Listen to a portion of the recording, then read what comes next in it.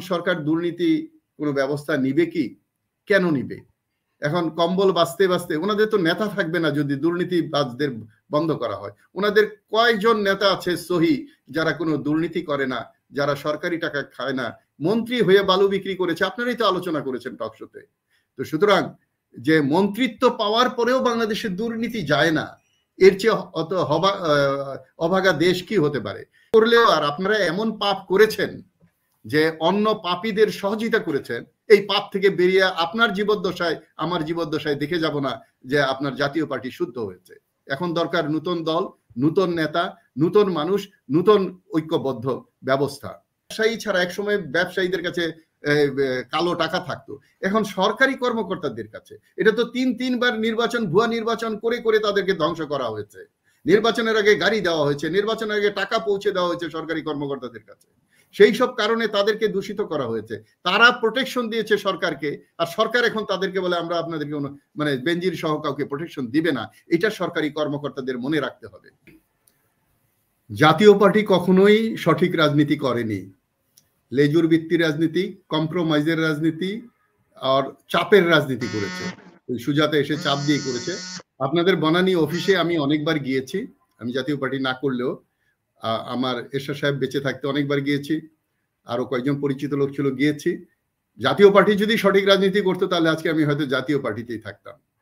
তো জাতীয় পার্টি অন্যায় যে করে আর অন্যায় যে সহে দুটোই সমান। তো সুতরাং জাতীয় পার্টি সুযোগ সুবিধা বুঝে কখন মঞ্চে যেতে হবে দৌড়ে, কখন কি করতে হবে, কার সাথে আতাত করতে হবে, কখন নির্বাচনে যেতে হবে যেতে হবে না, কখন চাপে পড়ে যেতে হবে ইত্যাদি জাতীয় পার্টি বোঝে। জাতীয় পার্টি বাংলাদেশের রাজনীতি ধ্বংস করার ক্ষেত্রে অন্যতম ভূমিকা পালন করেছে এবং বর্তমানে করছে। তো সেখান থেকে আপনারা বেরিয়ে না আসলে জনগণকে দোষ দিয়ে লাভ নেই, জনগণকে অযথা দোষারোপ করার কোনো সুযোগ নাই।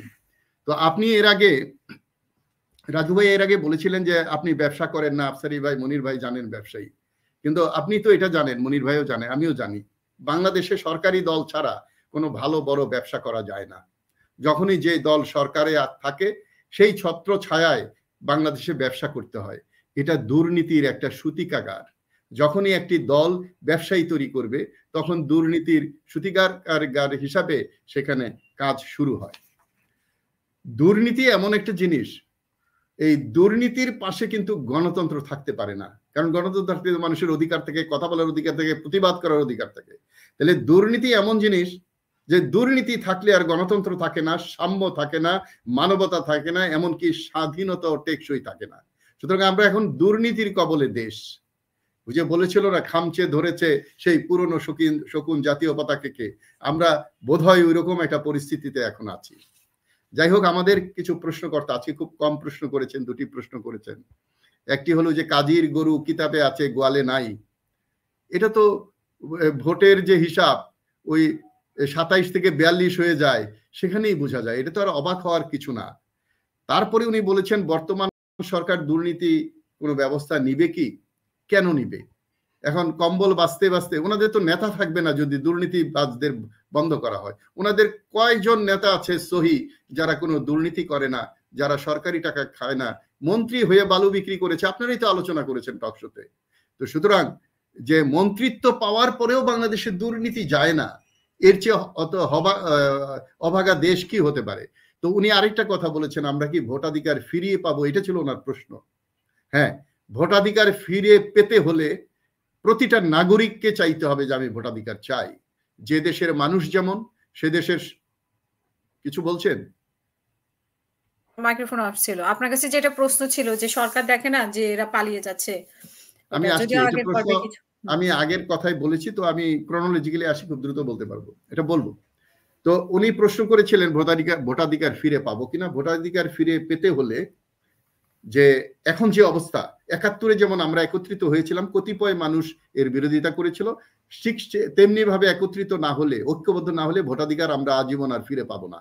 কারণ ভোটাধিকারটা নষ্ট হয়েছে একদিনে নয়, সেই 73 থেকে। এখন আমি বলতে পারি এই যে সংখ্যাগুরু হয়েছিল আওয়ামী লীগ 1970 সালের পাকিস্তানের ইলেকশনই সবচেয়ে ভালো ইলেকশন ছিল এই অঞ্চলে। দুঃখজনক, লজ্জাস্কর, আমরা ওইটা অতিক্রম করে একটা ভালো নির্বাচন দিতে পারিনি। আমাকে সরাসরি প্রশ্ন করেছিল যে সরকারি কি দেখে না দুর্নীতিবাজদের ওরা পালিয়ে যেতে সহযোগিতা করে, এই প্রশ্নটা করেছিল। শোনেন, আমি আগে বলেছি যে আমার পরিবারের কর্তা যদি দুর্নীতিবাজ হয়, তাহলে আপনি দেখবেন পাড়া মহল্লায় যে দুর্নীতিবাজ, যে খারাপ অভিভাবক, তার পোলাপানকে বাচ্চাদের সে শাসন করে না, সে অন্যদের দোষারোপ করে নিজেদের সন্তানকে প্রোটেকশন দেয় এবং ধীরে ধীরে তারা খারাপ হয়। সরকারের ভূমিকাটা তাই। সরকারের এই পর্যন্ত যে দুর্নীতিবাজ বেরোলো, এর মধ্যে বিএনপির, জাতীয় পার্টির বা অন্য কোনো দল বা একেবারে দলবিহীন একটা লোক তো নাই। সব আওয়ামী লীগের ছত্রছায়ায়, সরকারি দলের ছত্রছায়ায় ব্যবসা যারা করেছে, চাকরি যারা করেছে। তো আমি আসবো, এখানে আসতেছি আমি দ্রুত। তো মনির ভাই পোস্ট অফিসের কথা বলেছিলেন, ৫৫ কোটি টাকা পোস্ট অফিস থেকে গায়েব হয়েছে, একটা না, নারায়ণগঞ্জে আরেকটাতে হয়েছে প্রায় এরকমই। কিন্তু দেখেন, এই পোস্ট অফিস ছিল একটা পবিত্র দায়িত্বের জায়গা, একদম ব্রিটিশ আমল থেকে। এই পোস্ট অফিসের টাকা, পোস্ট অফিসের বিচার, পোস্ট অফিসে এদিক সেদিক হলে কিন্তু কঠিন বিচার হতো, সেই পোস্ট অফিসও ধ্বংসের পথে।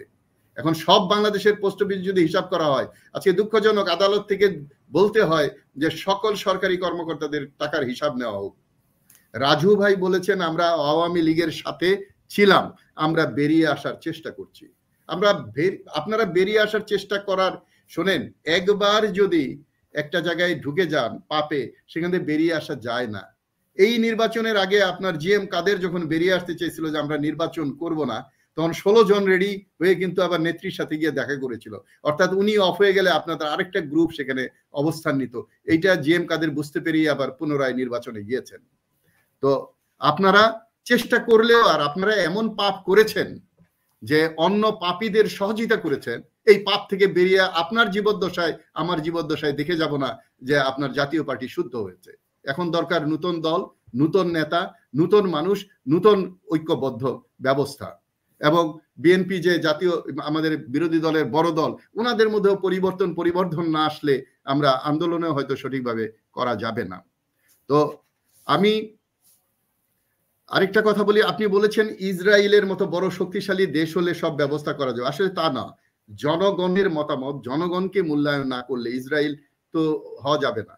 আপনি যে কোনো দেশের ডেভেলপমেন্ট, যে কোনো দেশের গণতন্ত্র, ইরানও বলেছি, শুধু ইসরায়েল না, ইরানও বলেছি, যে কোনো দেশের কথাই বলেন, সেখানে জনগণের ঐক্যবদ্ধতা থাকলে, আর সবচেয়ে বড় কথা কি, যে করবে কাজটা, বিড়ালের গলায় যে ঘন্টা বাঁধবে, অর্থাৎ সরকার যে পরিচালনা করবে, তার রাজনৈতিক ইচ্ছাটা কি, সে কি দুর্নীতির মধ্য দিয়ে, আজকে যারা ধরা পড়ছে দুর্নীতিতে, আজকে দেখেন ব্যবসায়ী ছাড়া, একসময় ব্যবসায়ীদের কাছে কালো টাকা থাকতো, এখন সরকারি কর্মকর্তাদের কাছে। এটা তো তিনবার নির্বাচন, ভুয়া নির্বাচন করে করে তাদেরকে ধ্বংস করা হয়েছে।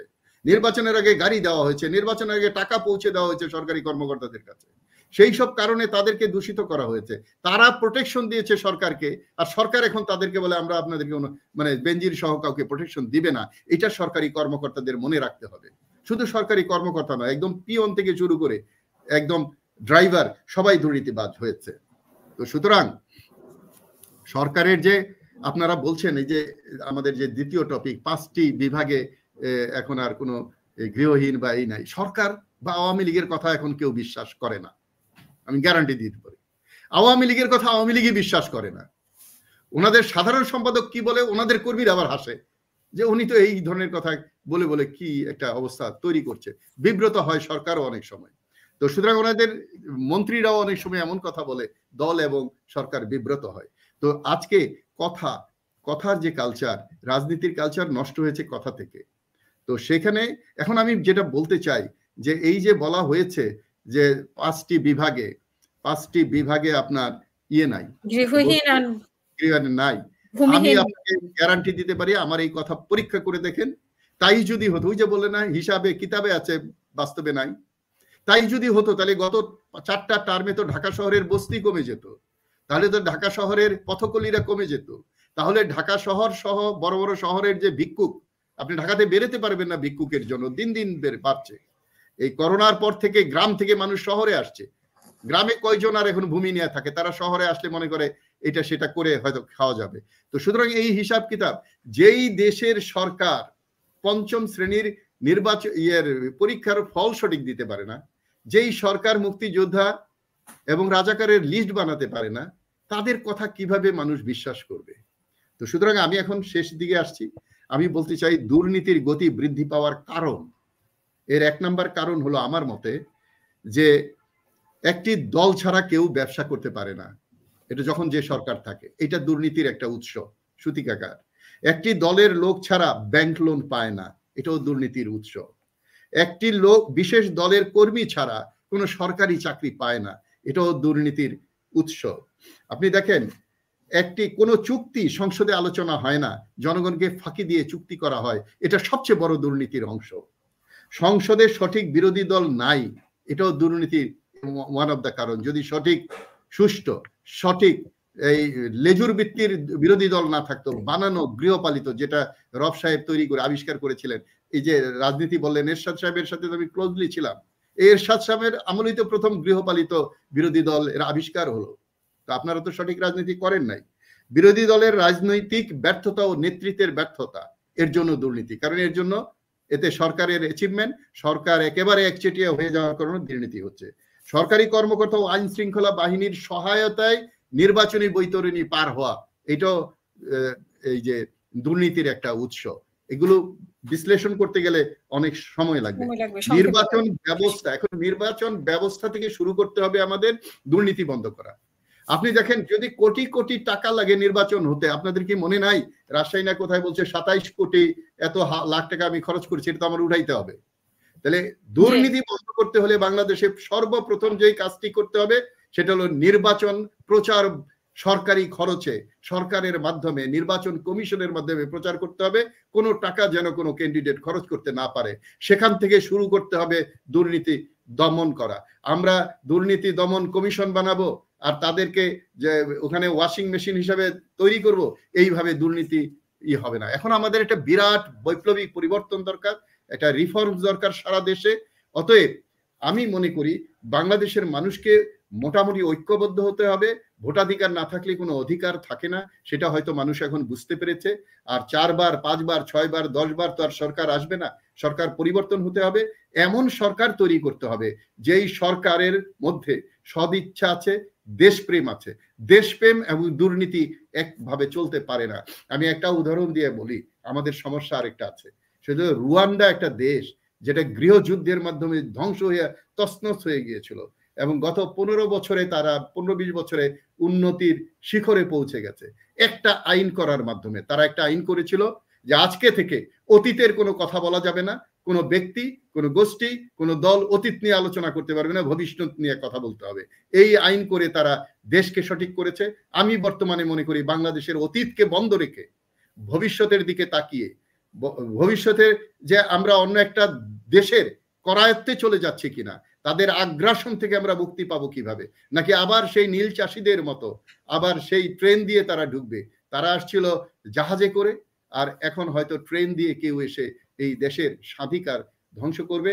এবং আমরা আবারও একটা কথা বলে শেষ করি, স্বাধীনতা অর্জন অনেক সহজ, স্বাধীনতা রক্ষা করা কঠিন।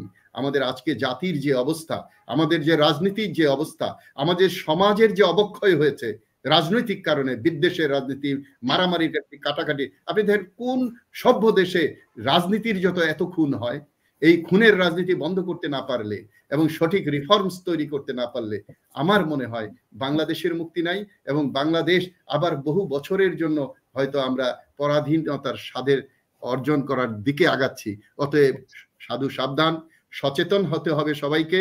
সবাইকে দেশপ্রেমের বহিঃপ্রকাশ করে জেহাদে নামতে হবে, এই মানুষকে বাঁচাতে হবে।